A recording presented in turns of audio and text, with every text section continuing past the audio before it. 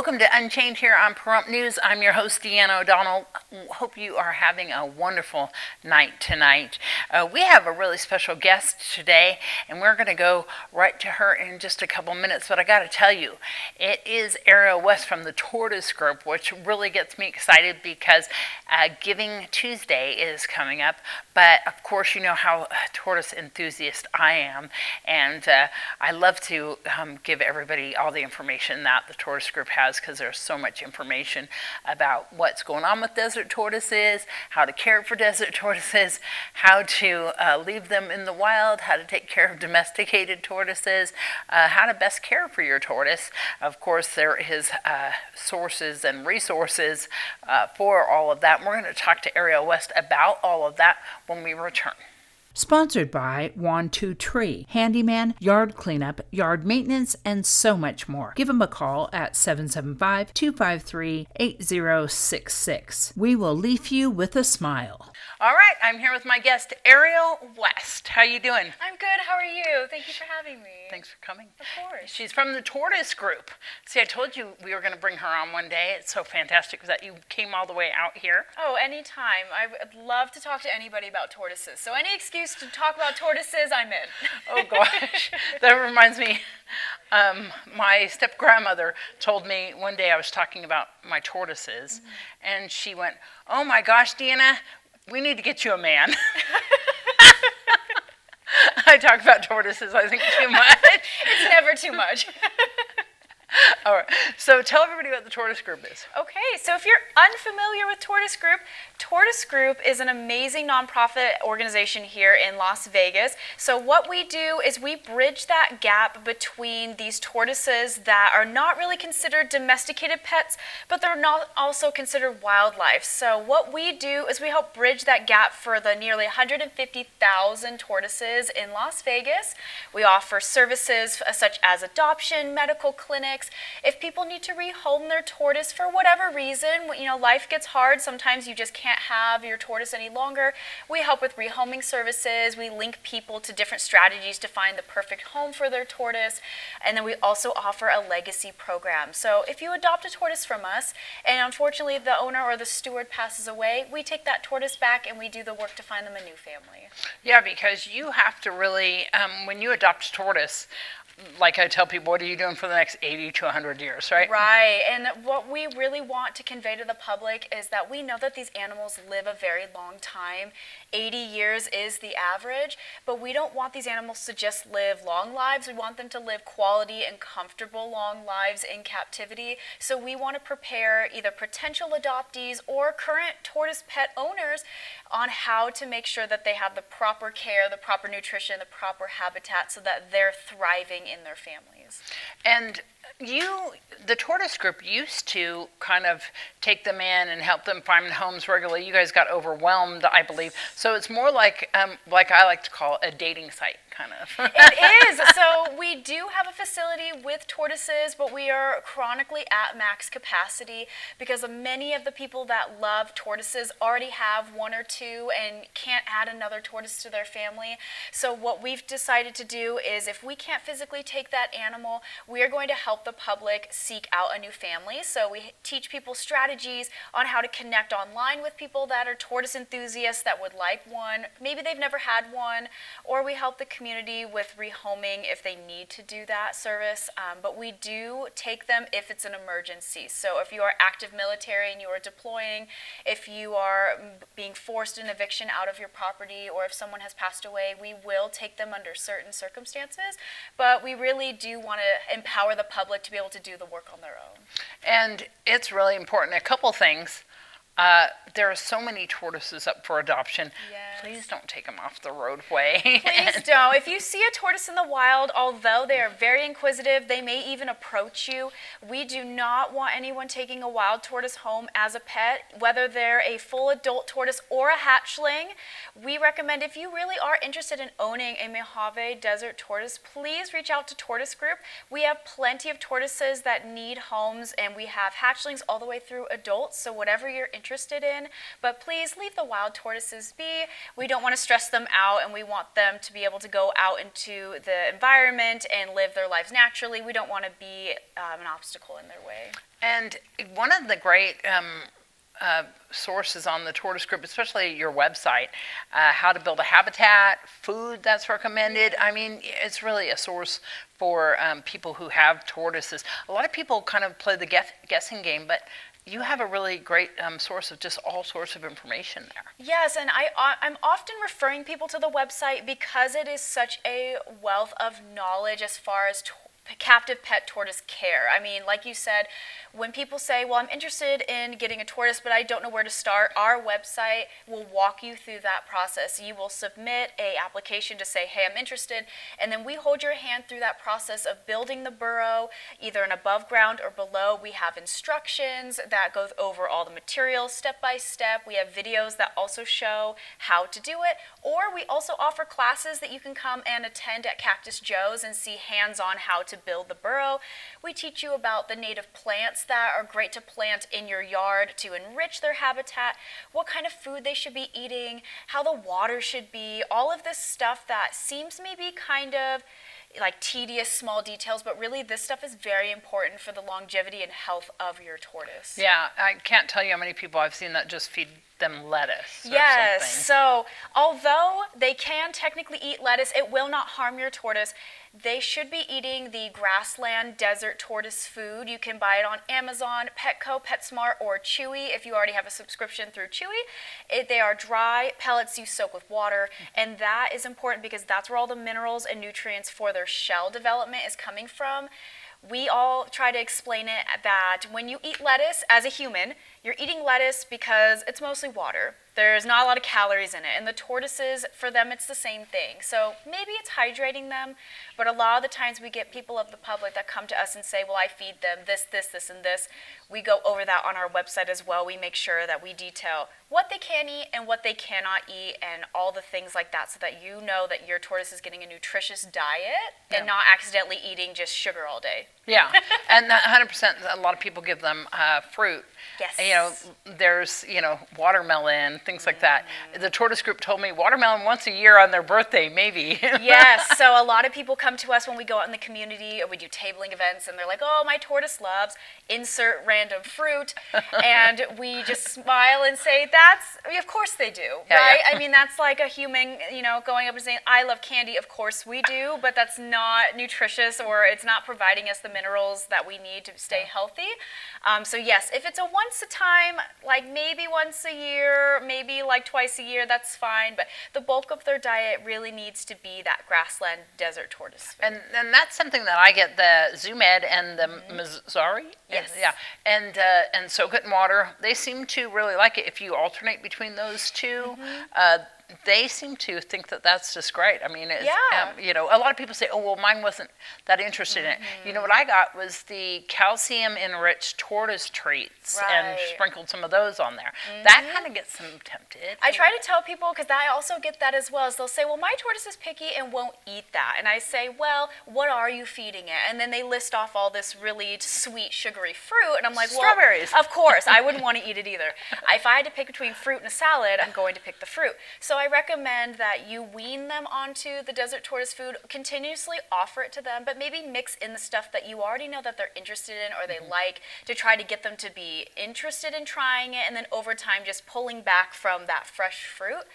The desert tortoise food, I like to meal prep it. So for people that are like, oh, how do I make this more efficient? You can take a big Ziploc bag, put the food in, soak it, leave it in the fridge or on the counter, and then you can divide it up, and then that just makes the feeding much easier. It is. It 100% is true. And I got to tell you, with so many people having so many different ideas of what you can do with the tortoise, it's really important to go through everything that you guys have on your website because there's so many different options, including those live plants and things that you can feed them, which I thought was so helpful as well because, it cuts down on things too that you have to do. But tortoises are like the perfect pet. We talked about this. Yes. So I tell people all the time, they're like, well, what does it mean to have a tortoise as a pet? Like, what kind of care goes into it? And I say that the biggest lift as far as work is concerned is getting your yard prepared. So that's building the burrow, planting the plants, getting the right type of fencing, making sure you have covers on your gate, because they are little escape artists. They will dig under, and if they can see through a gate or through a fence, they will continuously try to escape. So once you have the yard set up and you get your tortoise, the work is pretty limited at that point. So they will kind of do their own thing. You don't need to supervise them as much as you might a cat or a dog. Yeah. They don't need to be let out to go to the bathroom. Yeah. As long as you are able to supervise that they're not escaping. One of the things I recommend is if you're already having Ring cameras installed around your property or inside your home or at the doorbell, just stick a camera in the yard.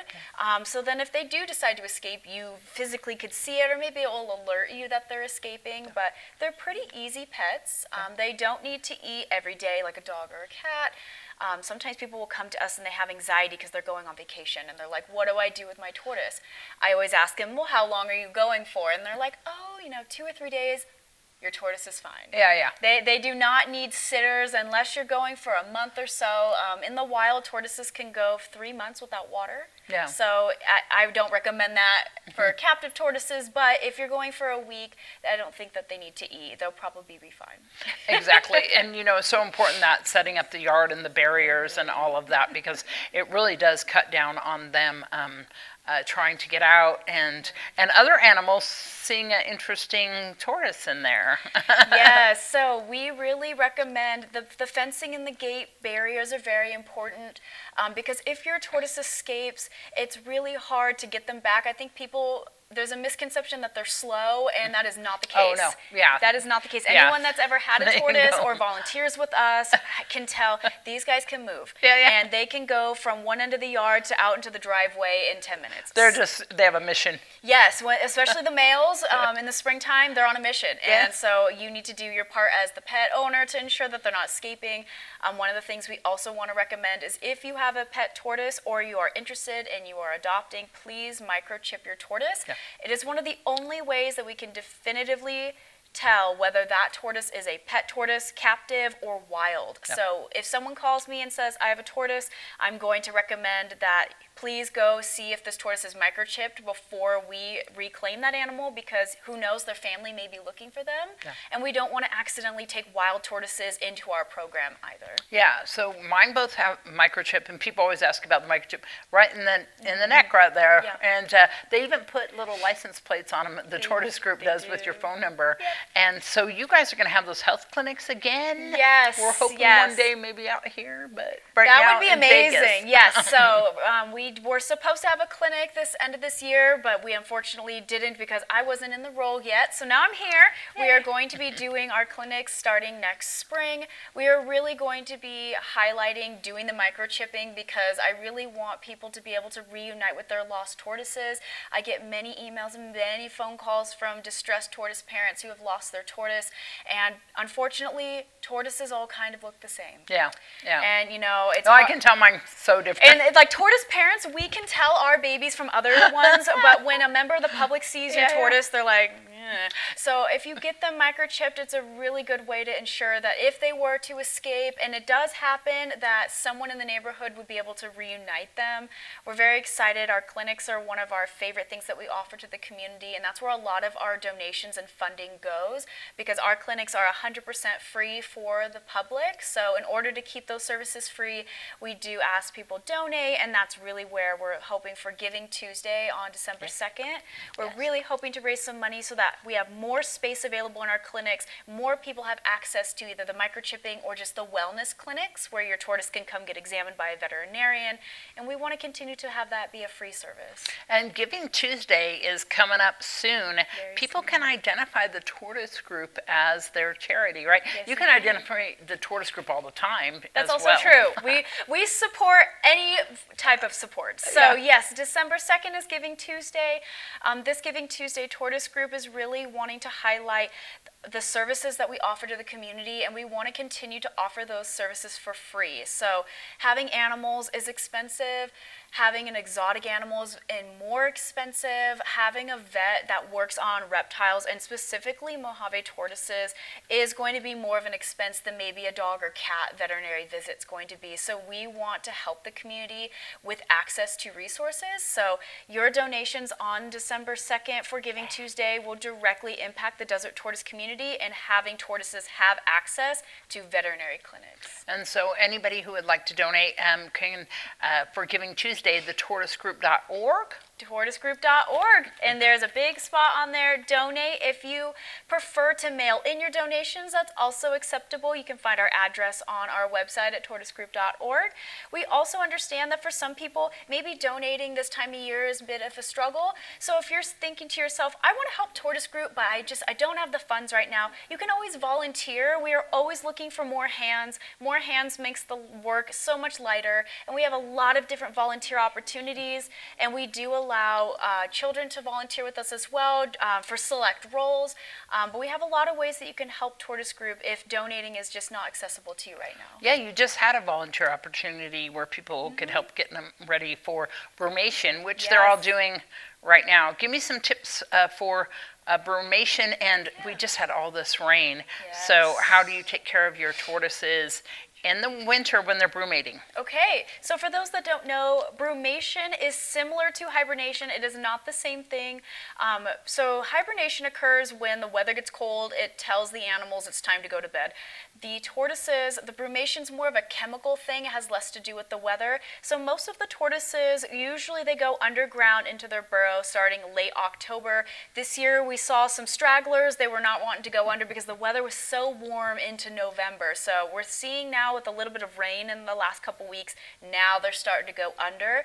So what we tell people is if you have a tortoise and you want to be prepared for brumation, we do have a brumation checklist on our social media at Tortoise Group and on our website.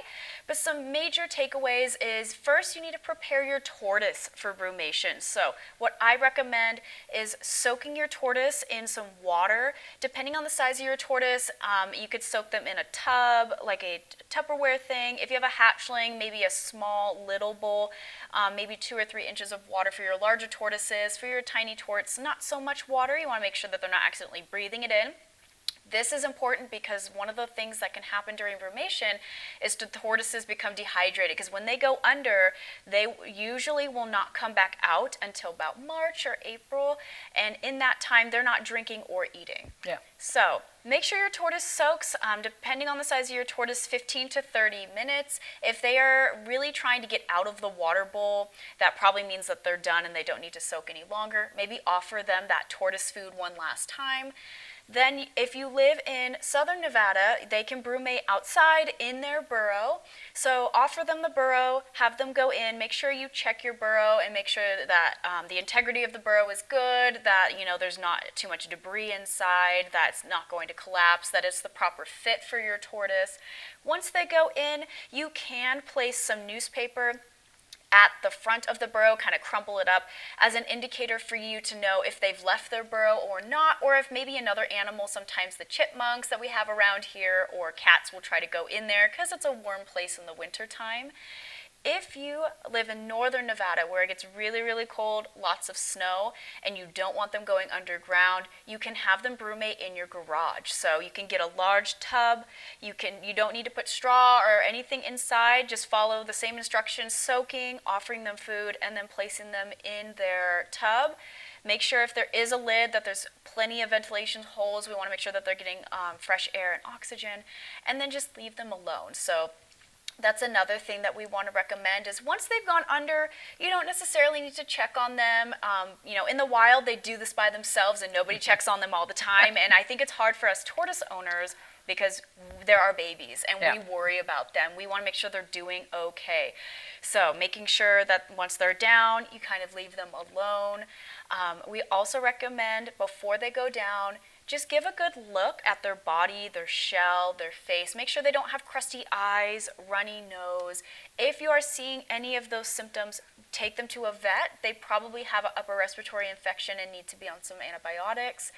If that's the case, we don't want them brumating.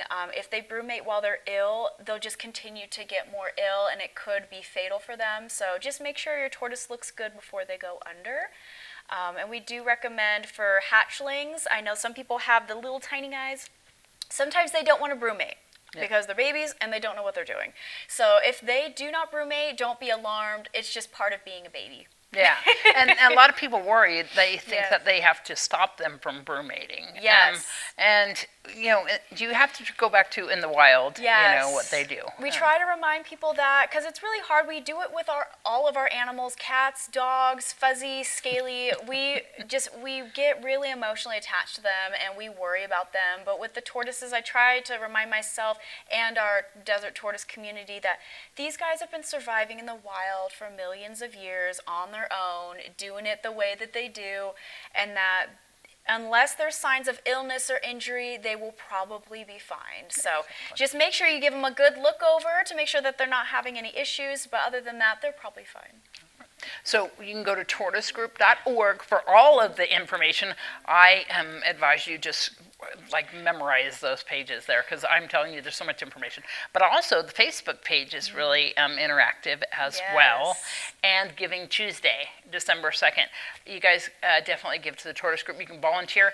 And they're going to let us know when they have the health check coming in spring, when your torts come back out and say hello to you again, like mine. I mean, I put tarps over the top of them, trying to protect them from the rain. I think they're pretty good. I'm going to do the newspaper, because I did the Q-tip things last year. Where you put the Q-tips right outside of their burrow so that you can see if they came out or not. Yeah. I think the newspaper a little bit better. And it kind of keeps them warm, right? It does help insulate a little bit. So, if they get real gusty winds, out the mouth of their burrow, that will kind of help it stop. But if you are worried that water got in your burrow, don't be too alarmed. So in the wild, this happens, right? You get flash floods in the desert, and there's hundreds of wild burrows out there.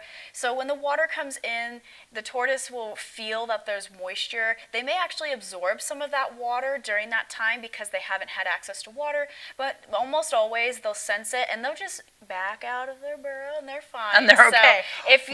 So if it's raining and you're worried, you can check on them. And one of the things we recommend is, if you're really worried but you don't want to pull them out and disturb them, you can get little snake cameras that plug in USB to your phone on Amazon for like $10 to $20, and that way you can kind of get a peek, see, are you okay, you're in there, and then don't disturb them. And they're okay. All right.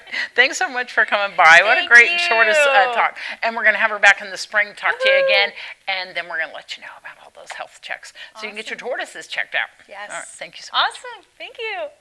Well, I want to thank Ariel for coming by tonight. What a great interview, and I can't wait to see her again in the spring when all of our tortoises come out from brumation. But right now, we're going to show you a different kind of animal from the Nye County Animal Shelter. Sponsored by 1-2-Tree, handyman, yard cleanup, yard maintenance, and so much more. Give them a call at 775-253-8066. We will leave you with a smile. Hi, I'm Olive Ashwell with the Nye County Animal Shelter, and here with me today is AJ. She's a 3-year-old spayed female, and she is an absolute sweetie. Very friendly, happy girl. She'd make a perfect family pet. I just want to share with you that December 1st through December 15th, we are going to be participating in Bissell Foundation Empty the Shelters event, Hope for the Holidays. Please come in Monday through Saturday, 10 to 5.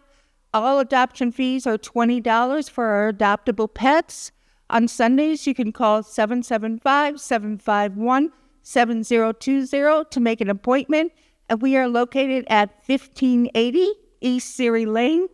Please do come in. Thank you. Thank you so much to the Nye County Animal Shelter. And I want to thank everybody who donated to the K9 Radio 19th Annual Food Drive. That was super fun and very important. And I want to thank Karen Jackson, of course, for inviting me to join her this year. And thanks Walmart and, of course, Albertsons for letting us do that as well. Westfield Jewelers, Valley Electric, and Reef Dental for having drop-off locations for all of those items for the food drive as well. And Suzanne Sarantian from All Creatures Animal Hospital for all of her donations and even working on the day of the food drive. And I really appreciate it so much, and I hope we helped a lot of people. And that's going to wrap up this edition of Unchained here on Pahrump News. I'm your host, Deanna O'Donnell. We'll see you next time.